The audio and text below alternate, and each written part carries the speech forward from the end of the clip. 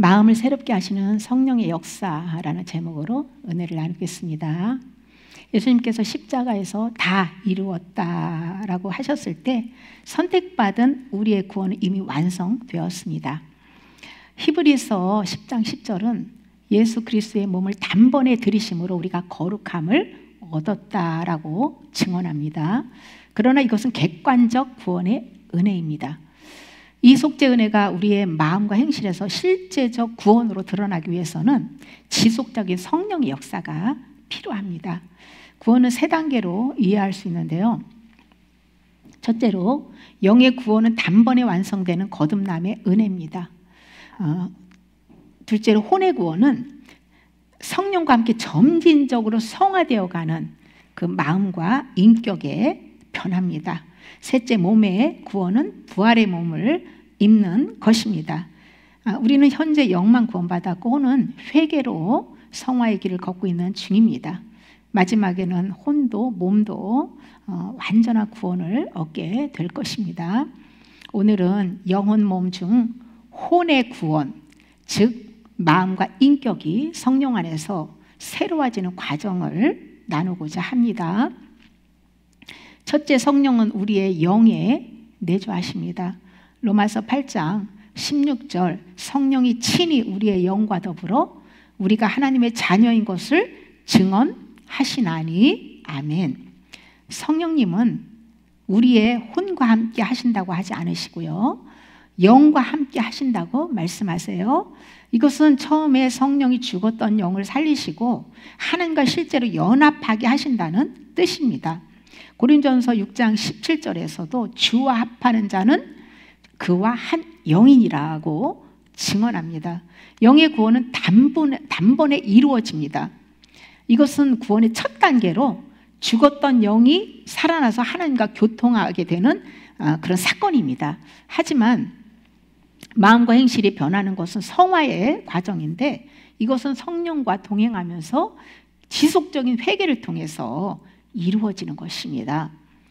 저는 과거에 신학교에서 그 성령님이 마음에 들어와서 거한다고 배웠습니다. 마음에 와서 마음에서부터 점진적으로 이렇게 점령해서 결국은 영 안으로 들어갈 때 완전한 구원이 이루어진다, 이렇게 저는 배웠습니다. 그런데 이 합천은 이 산속에 와서 지속적인 그 회개를 하고 하나님의 회개 은혜, 하나님께 회개의 은혜를 받고 나서 혼과 영에 대한 실질적인 그 경험을 제가 많이 하면서 명확하게 혼이 영이 명확하게 구분이 되고 혼이 하는 일, 영이 하는 일, 육 이런 것들이 경험적으로 제가 알게 되면서 성령께서 다시 깨닫게 해주셨는데요. 성령님은 이 영 안으로 들어오신다는 거예요. 마음은 회개하기 전에 여전히 흑암 상태거든요. 흑암 속에는, 죄 속에는 어둠이 역사하잖아요. 거룩한 영이 이 어둠이 아직 회개하지 않은 어둠 속에는 혼에 자정하실 수 없다는 거예요. 그러므로 성령, 거듭난 영과 함께 그 안에 거하시면서 혼을 점점 회개 영을 부어서 점령해 가는 것으로 그렇게 깨닫게 해주셨습니다. 성령이 그 마음으로 들어온다고 주장하는 그런 일부 사람들 중에서 성령이 영이 들어오면 타락할 수 없다라고 이렇게 오해를 하는 거예요. 그래서 얼마든지 타락할 수 있는데 영으로 이게 들어와서 영에 자정하시면 더 이상은 타락이 있는데 타락할 수 없다라는 이런 논리이기 때문에 마음에 들어온다고 그렇게 주장을 하는 거거든요. 그런데요, 실제 영은 세상 정욕에 빠져서 살면요, 영은 잠자게 돼요. 제가 제 영이 잠자는 것을 또 꿈에서 봤거든요. 잠깐 졸기도 하고, 세상 정욕에 주님께 시선을 돌려서 잠깐 정욕적인 일에 빠지면 우리 영 상태가 그렇단 말이에요. 그리고 또 바울도 믿음에서 탈선한 자들을 증언하잖아요. 그것처럼 계속 그 세상 속에서 회개하지 않고 잠에서 깨어나지 않으면 그냥 그 상태로 잠들게 하는 신에 의해서 눌려서 결국은 그 상태로 해서 영이 이렇게 믿음에서 탈선하게 되면, 그러면 성령님은 떠나게 되는 것이고요. 그러면 그 영은 죽은 영이기 때문에 주님과 단절된 거고 구원을 받을 수 없는 것이잖아요. 그래서 바울은 성령 받았다고 너희가 안심하지 말고 두렵고 떨림으로 구원 이루라 그렇게 권면한 거예요. 둘째, 성령의 은사와 마음의 관계를 이해해야 되는데요. 바울은 데살로니가전서 5장 23절에서 너희의 영과 혼과 몸이 우리 주 예수 그리스도께서 강림하실 때에 흠없게 보존되기를 원하노라고 증언합니다. 인간은 영혼 몸으로 구성되어 있는데 영은 하나님과 교통하는 곳이고 혼은 생각, 감정, 의지의 영역이고요. 몸은 세상과 연결되어 있습니다. 혼, 즉 우리 이 내면은요, 성막의 성수와도 연결할 수가 있는데요. 그 성수 안의 기구들은 혼의 각 영역을 상징합니다. 지성소, 즉 영은 하나님의 임재가 머무는 곳이고 성소, 즉 혼의 지성, 감정, 의지가 작용하는 곳은 마음의 영역이고요. 바깥 뜰은 몸, 즉 세상과 연결되는 물리적 행위의 영역입니다. 성소 안에 진설병상이 있는데요. 그 무교병 12덩이의 떡을 진설병상에 이렇게 놓는데 이것은 단순한 그런 음식이 아니고 하나님이 주시는 생명의 말씀을 상징합니다. 12이라는 수는 하나님의 완전한 진리 그리고 하나된 하나님 백성을 의미하고요. 진설병은 하나님이 주시는 생명의 말씀을 의미합니다. 무교병 떡은 안식일마다 새로운 것으로 교체되었는데요. 이것은 하나님의 백성이 매번 새롭게 주님의 말씀으로 채워져야 함을 보여주는 거예요. 한 번 차려놓고 끝이 아니고 안식일마다 바꿔야 돼요. 새로운 떡으로. 성령님은 매일 말씀을 우리에게 가르치고 지켜 행하여 말씀과 하나가 되게 하시는 거예요. 그러니까 우리가 매일 말씀을 먹어야 되는 것이죠.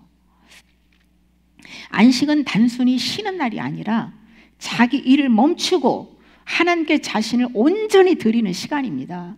내 생각과 감정, 노력과 욕심을 내려놓고 주님 안에서 마음을 쉬게 할 때 성령께서 우리에게 새로운 말씀, 곧 레마의 생명의 떡을 주십니다.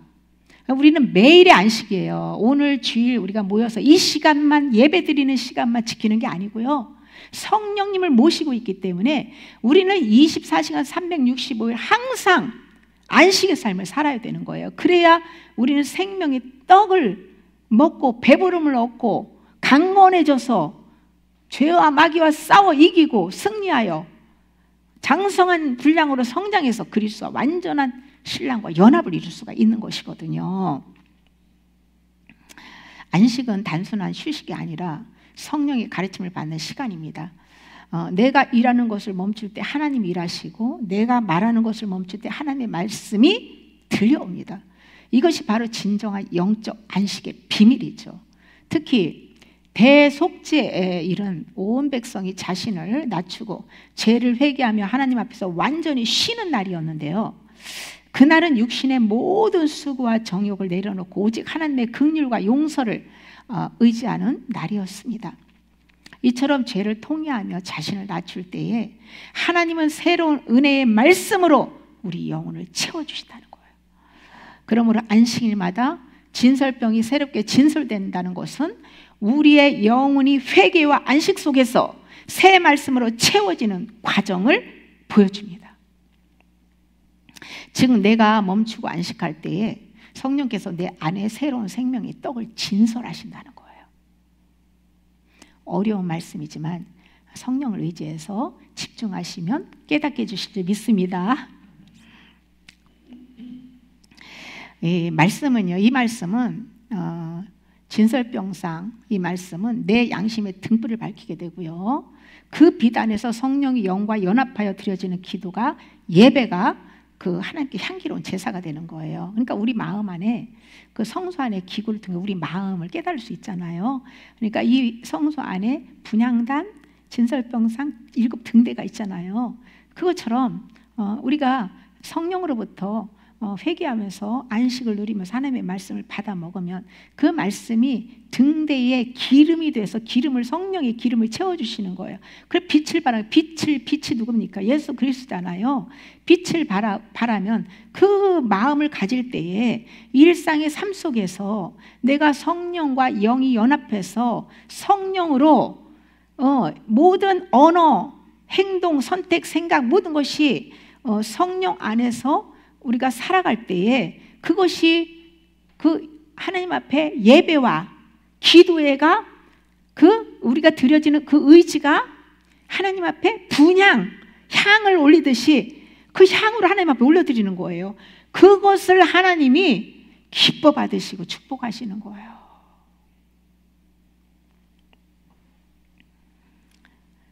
성령이 우리에게 말씀을 깨닫게 하시고 그 말씀이 등대의 기름처럼 양심을 밝히는 빛이 됩니다.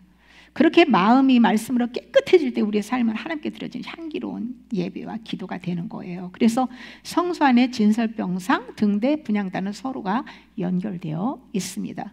이 진설병상은 하나님의 말씀, 등대는 성령의 빛, 분향단은 성령으로 행하는 예배와 기도를 나타냅니다. 말씀이 성령의 빛으로 내 마음 안에 비춰질 때에 그 빛이 내 삶을 인도하고 그 삶이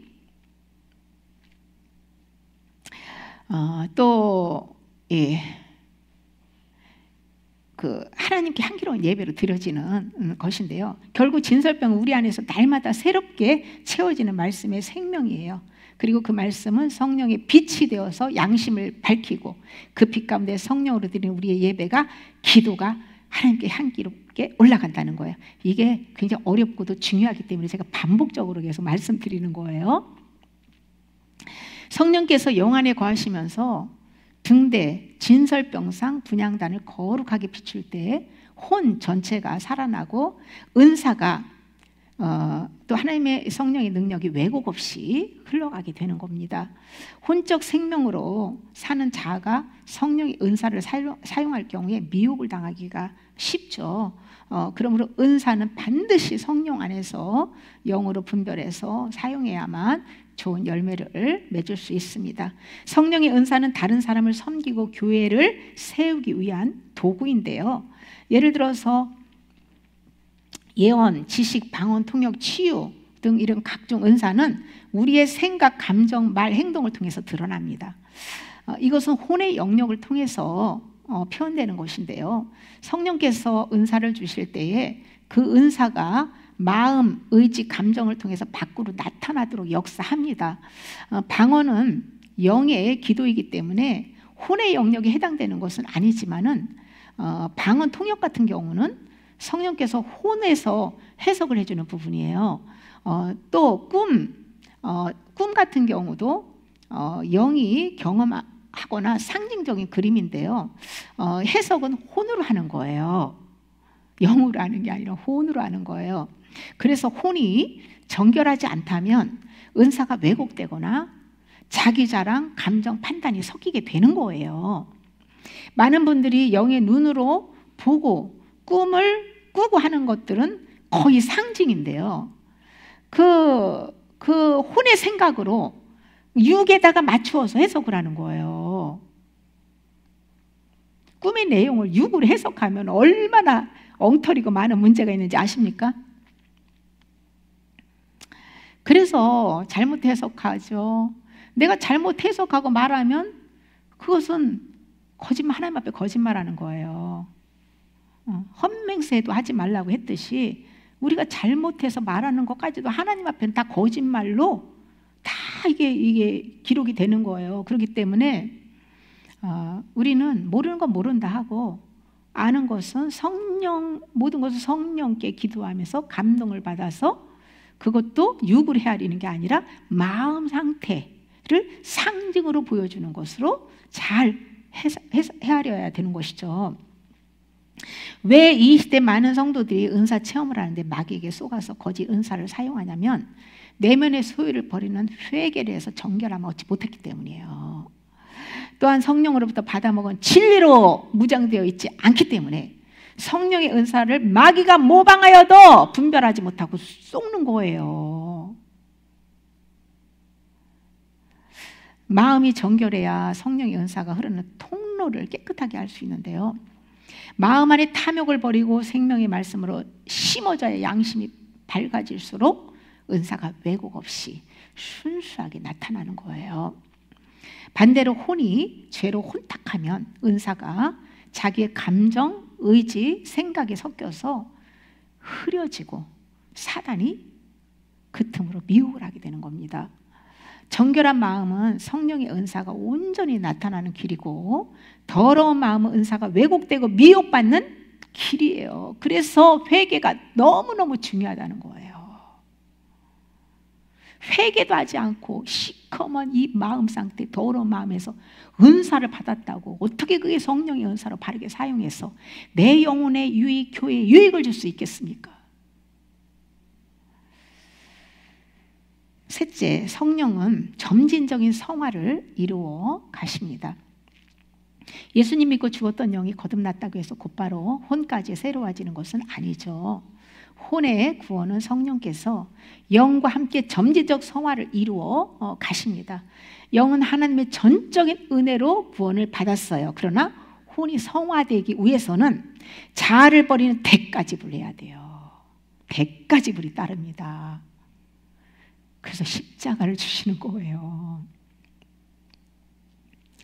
에스겔 36장 26절에서 27절을 보면 하나님께서 또 새 영을 너희 속에 두고 새 마음을 너희에게 주되 또 내 영을 너희 속에 두어 너희로 내 율례를 행하게 하리니 라고 말씀합니다. 새 영을 속에 둔다는 것은 성령으로 영을 다시 살리는 것을 의미하는데요, 성령님은 영을 거듭나게 하고 또 회개의 은혜로 굳은 마음을 제거하고 부드러운 마음을 주셔서 말씀을 믿고 순종하게 하십니다. 성령께서 새 마음과 말씀에 순종하는 은혜를 받기 위해서는, 성령님께 그 은혜를 우리가 받기 위해서는 우리가 어떤 믿음의 반응을 보여야 할까요? 가장 중요한 것은 내 생각, 감정, 의지의 주인이었던 나를 주님께 드려야 합니다. 주인의 자리부터 바꾸어야 합니다. 내가 주인의 자리에 앉아 주권을 행사하면 성령께서 일하실 수 없습니다. 내 생각을 주님께 드리는 어떤 신뢰를 들어보면, 예를 들면 어떤 상황이나 이렇게 불안과 걱정이 몰려오는 일들이 있어요. 그때 예전에는 내가 이 문제를 어떻게 해결하지 하면서 그냥 머릿속으로 수십 가지 방법을 계산했다면은 이제는 육신의 생각을 딱 멈추고 이렇게 기도하는 것이죠. 주님, 내 생각으로는 길이 보이지 않습니다. 주님의 생각이 내 생각보다 높음을 믿습니다. 주님이 확실하게 보여주실 때까지 기다리겠습니다. 하나님의 뜻대로 인도하여 주세요. 이렇게 내가 주도적으로 판단하고 결정하려는 마음을, 생각을 멈추고 하나님의 뜻을 묻는 쪽으로 마음의 방향을 돌리는 것이 생각의 주권을 하나님께 드리는 거예요. 사실 그 불안과 걱정은요, 어둠의 역사예요. 내가 불안하고 쫓기고 뭔가 불편하다 그러면 사단이 역사하는 거예요. 예수의 이름으로 대적해야 됩니다. 성령의 역사는 평안입니다. 또한 누군가에게 상처를 받았을 경우에, 예를 들면 예전에는 나를 이렇게 만든 그 사람이 잘못했어, 저 사람이 잘못해서 그래서 내가 이렇게 상처받고 이렇게 어려움을 당하고 있어. 그렇게 분노하고 원망을 했다면 이제는 이렇게 기도하는 것이죠. 주님, 제 감정이 너무 아프고 억울합니다. 하지만 이 마음도 주님께 드립니다. 주님께서 내 속의 분노와 악감정을 드러내주기 위해서 상처받게 하심을 감사합니다. 이 죄를 용서해 주시고 주님의 사랑으로 그 사람을 용서하고 축복합니다. 이렇게 내 감정의 통제권을 주님께 드리면 성령님께서 회개의 은혜와 평안과 용서로 바꿔주시는 거예요. 또 다른 예를 들면, 내가 하고 싶은 일이 있는데 기도할수록 마음에 평안이 없을 때가 있죠. 예전에는 이게 내 꿈이고 내 계획이니까 그냥 주님 도와주세요 하고 그냥 막 밀고 나가는 거죠. 그런데 이제는 이렇게 기도하는 것이죠. 주님, 제 뜻을 이루고자 하는 마음과 의지도 주님께 드립니다. 내 뜻이 아니라 주님의 뜻이 이루어지기를 원합니다. 주님의 뜻대로 하시옵소서. 그 다음에 그 문제를 마음에서 내려놓고 주님께서 허락하실 때까지 기다리는 거예요. 만약 그것이 하나님의 뜻이 아니면 하나님께서 내려놓게 하실 거고 막으실 거고, 하나님의 뜻이면 평탄하게 주님의 시간대에 길을 여시고 인도하실 겁니다. 이게 바로 의지의 주권을 주님께 맡기고 믿음과 순종으로 반응하는 것이죠. 모든 것에서 주님의 뜻대로 성화가 이루어지기 위해서는요, 지속적으로 성령을 의지하여서 말씀을 소리내서 먹고 나를 내려놓는 회개를 해야 합니다. 이렇게 믿음의 반응을 할 때 성령께서 우리를 새롭게 하시고 우리가 하나님의 뜻을 행할 수 있도록 역사하십니다.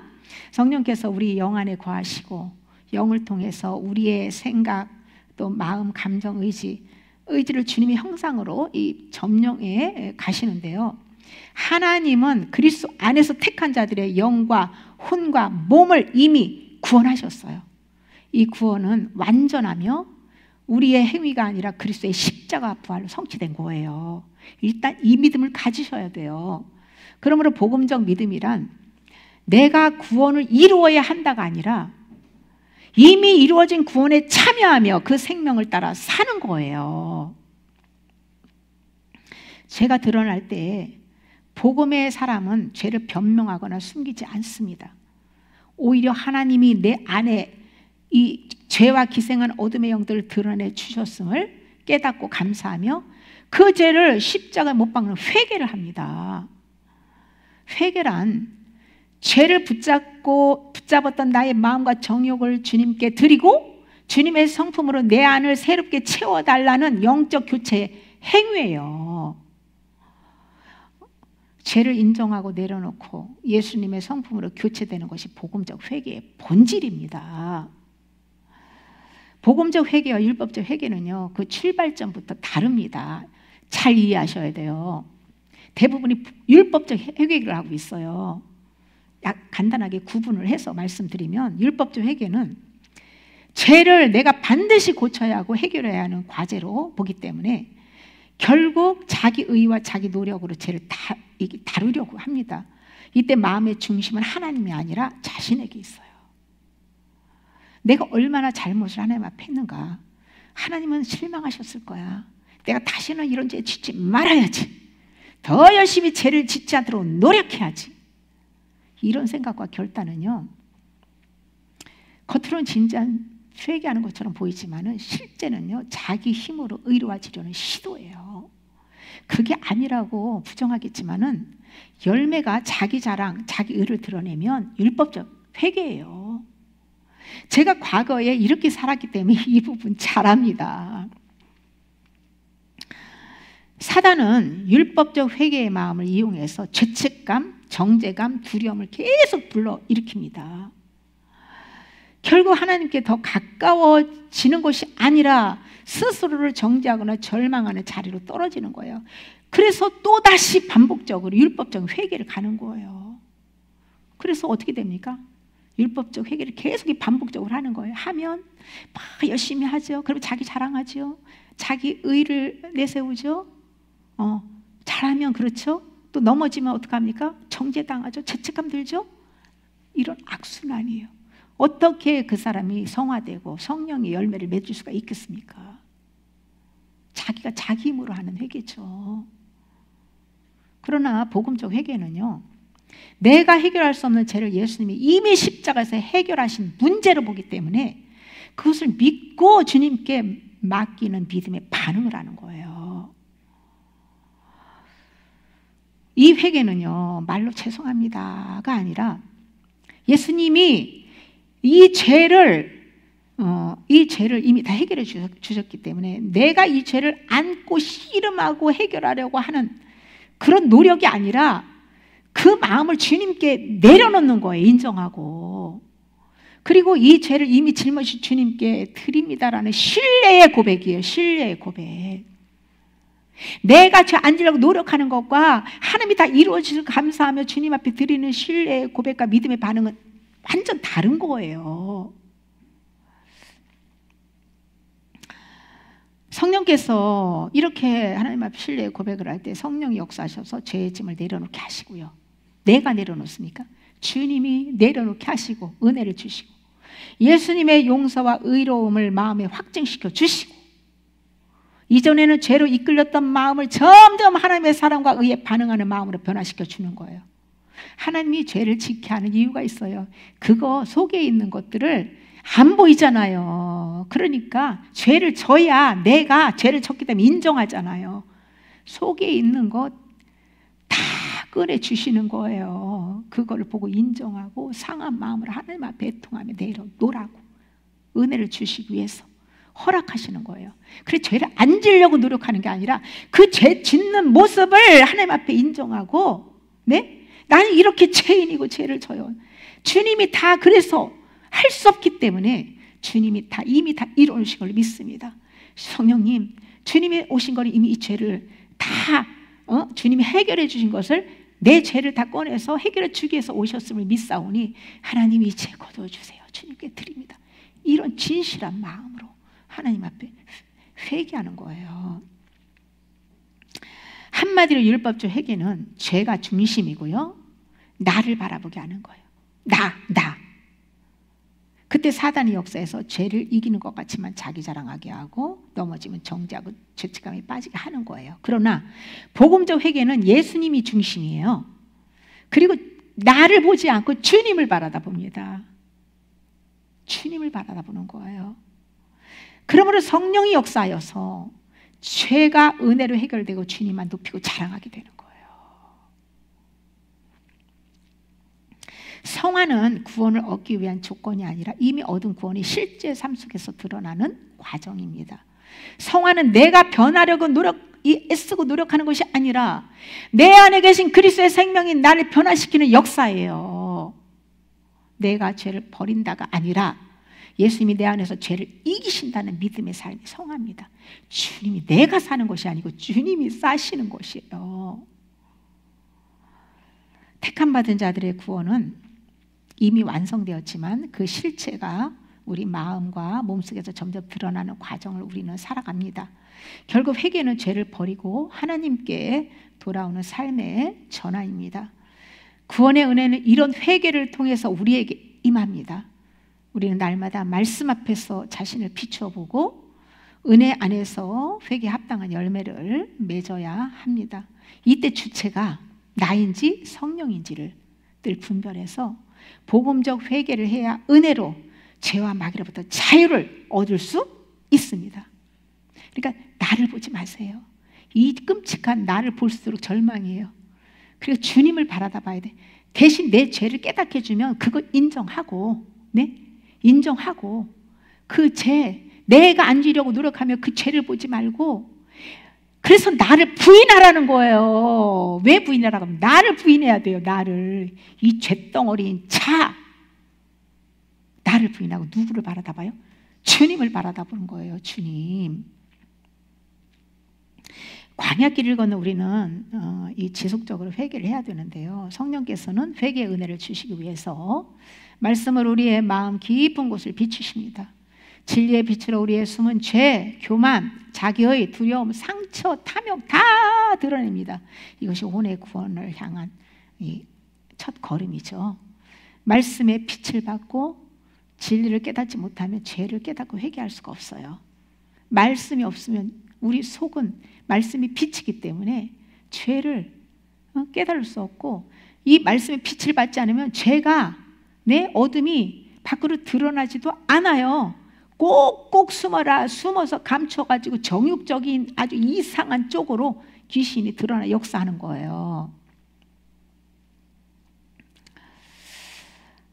그래서 죄를 인정하고 내려놓는 회개가 필요한데요. 드러난 죄를 보았을 때 우리는 그것을 부인하거나 숨기지 말고 인정해야 됩니다. 주님, 이것이 제 안에 있는 죄입니다. 내 힘으로는 끊을 수 없어요. 이렇게 자아를 포기하고 성령께 맡기는 회개가 필요합니다. 회개는 일시적인 감정이 아니고 이 내면의 주권을 내려놓는 일이에요. 회개는 많은 사람들이요, 회개를 한다고 그냥 입술로만 잘못했습니다, 용서해 주세요, 그렇게 하는 것으로 끝내는데요. 그러니까 반복적으로 죄를 짓는 거예요. 진짜 회개는요, 마음 안에 있는 죄를 짓게 만드는요 근본적인 원인이 있어요. 우상입니다. 탐욕의 우상들. 이거를 버려야 되는 거예요. 이것을 버려야 죄와 마귀의 손아귀에서 벗어나고 회개에 합당한 열매가 맺어지는 거예요. 우리 창녕에서 나오신 우리 황 집사님 사진 찍는 것을 너무 좋아하셔가지고 그 사진 찍으러 그냥 온더의 아름다운 곳은 다 찾아내고 여행 다니면 사진 찍고 그렇게 이제 하시면서 죄에 빠지게 됐다는 것을 고백하면서요, 한 달 전에 그 좋은 카메라를 버렸다고 합니다. 그래서 전시장에서 연락이 왔는데 카메라 버렸다고 했다고 그렇게 고백을 하셨어요. 아, 정말. 그리고 솔직하게 말할 수 없는 것까지도 꺼내서 진실하게 이렇게 고백을 하는 것을 보고 이제는 집사님 은혜의 때가 된 것 같아요. 네, 너무 감사하죠. 이것이 바로 회개인데요. 죄를 지켜 하는 것들을 완전히 내려놓지 않으면 기회가 주어질 때 그 죄는 또 짓고 넘어지게 되는 거예요. 네? 똥파리, 마귀를 상징하는 이 파리. 네? 그 파리를 아무리 자분들 그 파리가 또 안 나타납니까? 근본적으로 그 똥을 버려야죠. 이 속에 안에 있는 우상과 같은 죄의 마귀의 밥, 이런 것들을 버리면 마귀는 안 들어옵니다. 그래서 버리는 작업을 하는 거예요. 버릴수록 성화되는 거예요. 하나님께 회개의 은혜를 받기 위해서는 주권 전환을 해야 되는데요, 이것은 내 생각의 방향을 주님께 드리는 거예요. 내 감정의 반응을 주님께 맡기는 거예요. 내 의지의 결정을 주님께 순종으로 바꾸는 거예요. 회개는 내가 내 인생의 주인이 아님을 인정하고 성령님께 통치권을 내어드리는 항복입니다. 항복. 그때 성령께서 우리의 마음을 새롭게 하시고 그리스도의 마음으로 교체하십니다. 혼의 구원은 내 의지로 애써 순종한다고 이루어지지 않습니다. 성령의 역사는 내 힘이 아니라 하나님의 주권을 인정할 때 시작되는 거예요. 하나님의 주권을 인정하고 맡길 때 성령께서 믿음과 순종의 은혜를 베풀어 주십니다. 넷째, 두렵고 떨림으로 구원을 이루는 것도 은혜로 되어집니다.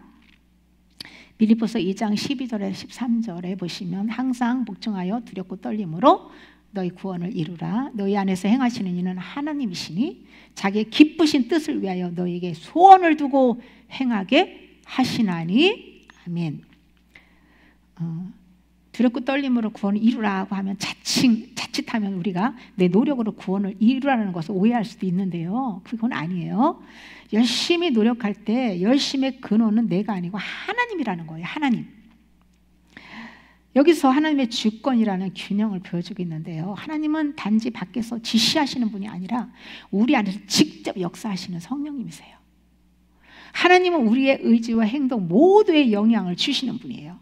우리가 선한 일을 하고자 마음먹는 순간부터 실행하는 모든 과정이 하나님의 은혜의 결과라는 거예요. 하나님은 우리 안에서 기쁘신 뜻을 원하고 행하게 하시기 때문에 우리는 진정으로 하나님을 위해서 일할 수 있는 것입니다. 성령께서 말씀을 믿고 순종할 수 있는 은혜를 주신다는 거예요. 은혜를 주지 않으면 우리 힘으로 믿을 수도 없고요, 순종할 수 없습니다. 모든 것이 은혜로 되어지는 거예요. 빌립보서 1장 6절 너희 안에 착한 일을 시작하신 이가 그리스도 예수 안에서 예수의 날까지 이루실 줄을 확신하노라. 아멘. 하나님이 우리 안에서 일하시지만은 우리가 아무것도 하지 않아도 되는 것 아니죠. 두렵고 떨림으로 너희 구원을 이루라는 명령은 우리도 우리에게 적극적인 순종을 요구하는 거예요. 말씀을 우리에게 성경 66권의 말씀을 주셨어요. 그러면은 그 다음에는 내가 이 말씀을 먹는 수고는 좀 해야죠, 그죠? 그렇게 할 때 모든 것을 배부르게 하시고 은혜를 주시고 또 죄를 깨닫게 하시고 버리게 하시고 열매 맺게 하는 것 성령님이 다 하신다는 거죠.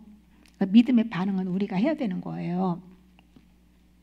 베드로전서 2장 2절 갓난한 아기들 같이 순전하고 신령한 젖을 사모하라. 이는 그로 말미암아 너희로 구원에 이르도록 자라게 하려 함이라. 아멘. 부르심 받은 영혼은 처음에는 갓난한 아기처럼 영적으로 연약하죠. 그리고 그렇기 때문에 성령의 양육을 받아야 되는데요. 성령이 사람을 통해서 여러 가지로 하여튼 말씀 속에서 성령께서 이제 젖을 이렇게 이제 먹이고 양육을 하는데요. 신앙의 성장은 순전하고 신령한 말씀의 젖을 갈망하고 먹는 데서부터 시작합니다. 여기서 말하는 구원은 현재 영적 성장과 온전함으로 이르는 구원 과정을 말합니다. 젖을 사모하는 것은 수동적 태도가 아니라 열정과 의지를 동반하는 것을 보여줍니다. 이때 말씀을 듣고 깨닫고 믿음으로 적용하고 순종할 때 성령께서 성장시키십니다. 이 마지막 때에 이 말씀의 기갈이 걸려가지고 정말 그 진리를 못 먹어가지고요, 그 영혼들이 아주 그냥 파리해져 가고 있는데요. 그래서 성령님께 이 생명의 떡을 받아 먹고 젖과 같은 말씀을 먹고 건강하게 계속 이렇게 성장을 해야 되는데요. 일단은 말씀을 안 먹어요. 문제는 말씀을 안 먹고 기도를 어떻게 하는지 모르겠어요. 밤새 무슨 기도를 하는지. 말씀을 먹고 말씀에 합당한 기도를, 우리의 영이 성령님과 연합해서 합당한 기도를 올려드려야 하나님이 받으시는 거예요. 하나님께서 영과 진리로 예배하라고 했잖아요. 이 영은요, 성령님과 연합돼서, 우리 살아있는 성령님과 연합해서 진리로 하나님의 말씀으로 합당하게 예배하고 기도해야 하나님께 그 향을 올려드리고 하나님이 받으시고 그에 합당한 응답을 하시는 거예요. 그러니까 다 내 중심으로 주님과 상관없는 정욕적인 기도를 한다는 것은 말씀을 모르기 때문에 그러는 거잖아요. 그러니까 균형을 깨트리면 안 됩니다. 반드시 말씀 먹어야 되고, 말씀에 빛을 받고 합당한 것을 가지고 합당하게 기도를 올려야 되는 거예요. 성령께서 지속적으로 구원을 이루어갈 수 있도록 우리가 할 일은 주권을 내어드려야 합니다. 그때 성령께서 믿음과 순종의 은혜를 부어주시는데요. 우리는 억지로 순종하는 것이 아니고 성령이 주시는 감동과 믿음으로 순종하게 되는 거예요. 이것이 바로 성령으로 사는 삶입니다. 자기 힘으로는 죄를 이길 수 없지만 있는 모습 그대로 인정하고 상한 마음으로 말씀을 소리내서 읽어가며 회개의 은혜를 구하면 성령께서 변화의 열매를 맺게 해주시는 거예요. 하나님은 우리의 순종을 통해서 자신의 기쁨과 선하신 뜻을 이루어 가십니다. 즉 우리의 선행이나 믿음의 성장은 하나님이 기뻐하시는 계획의 일부입니다. 우리의 동기나 모든 삶을 하나님이 기뻐하시는 방향으로 이끌어 가시도록 설계되어 있습니다. 다섯째로, 말씀과 순종을 통한 참 자유를 누려야 돼요. 요한복음 8장 31절에서 32절에 보시면 너희가 내 말에 거하면 참으로 내 제자가 되고 진리를 알지니 진리가 너희를 자유롭게 하리라고 했어요. 말씀 안에 거한다는 것은 뭐예요? 말씀과 연합한다는 의미죠. 말씀을 배우는 게 아니고 삶 속에서 경험적으로 순종하는 것을 의미합니다. 이것은 말씀을 삶 속에서 경험하고 성령과 동행하는 것이에요. 이때 마음이 새로워지고 혼이 변화되고 죄와 사망의 권세에서 자유를 누리게 되는 것이에요. 혼이 구원받는 성화는 평생의 과정입니다. 말씀 앞에 엎드려 회개하고 성령께 온 마음을 맡겨야 합니다. 그렇게 할 때 믿음과 순종의 은혜를 받을 수 있습니다. 영혼이 하나님의 형상으로 세워지면 우리의 몸도 예수 그리스도의 인격으로 변화됩니다. 주님 재림 때 우리의 몸과 이 몸까지 영화롭게 되어서 구원이 완성될 것이에요. 하나님이 우리를 택하신 목적은요, 거룩함이에요. 처음 성령 받았을 때 초기 구원은요, 신앙의 출발점입니다. 하나님은 구원을 반드시 성화라는 방향으로 나아가도록 계획하셨어요. 성화는 문자 그대로 거룩하게 됨, 하나님께 구별됨이라는 뜻이에요. 성화는 믿는 사람이 점차 하나님을 닮아가는 삶을 살아가도록 변화되는 과정을 가리킵니다. 여기서 성화는 도덕적 행위의 변화가 아니라 예수 그리스도의 형상과 인격으로 변화되는 과정입니다. 형상과 인격 구분해서 이해해야 합니다. 형상이 인격이 형상이 아니에요. 믿음이 행위이고 행위가 믿음이 아니고요. 개념이 명확하게 이렇게 구분해서 우리가 이해해야 되는데요. 형상은요, 말씀을 믿음으로 받아들일 때 내 마음 안에 심겨지는 그리스도의 성품이에요. 내적인 거예요. 인격은 그렇게 심어진 형상이 삶 속에서 생각하고 또 감정하고 선택하고 어느 행실로 실제로 드러나는 모습이 인격이에요. 성화는 그리스도의 형상과 인격이 점점 일치하도록 성령님께서 우리를 변화시켜가는 과정입니다. 이 과정을 통해 우리는 하나님 앞에서 점점 더 거룩하고 구별된 존재로 세워지는 거예요. 그러니까 우리가 생명의 말씀을 성령으로부터 받아 먹고 이 마음 안에 계속 레마의 말씀을 심어야 돼요. 심어야 형상이 세워지는 거예요. 그래야 그리스도의 인격이 투영되는 거예요. 이 속에 형상이 세워지지 않았는데, 말씀이 없는데, 예수님이 말씀이잖아요. 네? 말씀은 형상으로 세워지지 않는데 어떻게 그리스도의 인격으로 살아갈 수 있습니까? 내가 회개하기 전에 혼은요, 옛사람의 타락한 사단의 성품이에요. 이 성품의 사단의 이 성품이 먹는 밥, 우상숭배, 모든 것들을 우리는 점점 이렇게 버리는 회개를 해야 되는 거예요. 그리고 레마의 말씀을 내 안에 심어야 되는 거예요. 심어서 그 말씀이 내 뿌리를 내려가지고 형상이 겉으로 탁 싹이 나고, 네, 자라서 꽃이 피고 열매를 맺듯이 인격으로 드러나는 거예요. 이게 연합된 성령으로 사는 그리스도의 삶이죠. 바울은 빌립보서 1장 6절에서 너희 안에 착한 일을 시작하신 이가 그리스도 예수의 날까지 이루실 줄을 확신하노라 증언했습니다. 구원의 시작도 과정도 끝도 우리 안에 계신 성령 하나님이 다 이루실 것을 믿고, 좀 주님을 믿고, 세상의 것은 다 거짓이에요. 주님 밖에 있는 거는. 세상의 것은 그냥 그렇게 잘 믿으면서 오직 진리 예수 그리스도만 진리입니다. 좀 진리 대신 성령님을 좀 주님이 다 이뤄내실 것을 믿고, 우리는 날마다 나의 모든 것을 주님 손에 맡기고 속죄 은혜에 대한 믿음의 반응을 꾸준히 하는 저와 여러분이 되어야 될 줄 믿습니다. 오늘도 나눈 이 말씀을 깊이 묵상하고요. 좀 어렵죠. 어려우니까 지금 한 번 들어가지고 여러분들이 잘 이해가 안 될 수 있어요. 또 영상으로 들으시고 깊이 묵상하면서 내 안에 회개할 것들이 무엇인지 성령님께 말씀 소리로 회개하면서 비춰달라고, 깨닫게 달라고. 또 내가 드러난 거 알잖아요. 그런 것부터 해서, 네? 계속 하다 보면요, 새로운 것을 계속 드러내시고 알려주시거든요. 그래서 꾸준히 회개기도 하면서 다시 오실 예수님의 재림을 대망하는 저와 여러분이 되시길 예수님의 이름으로 축복합니다.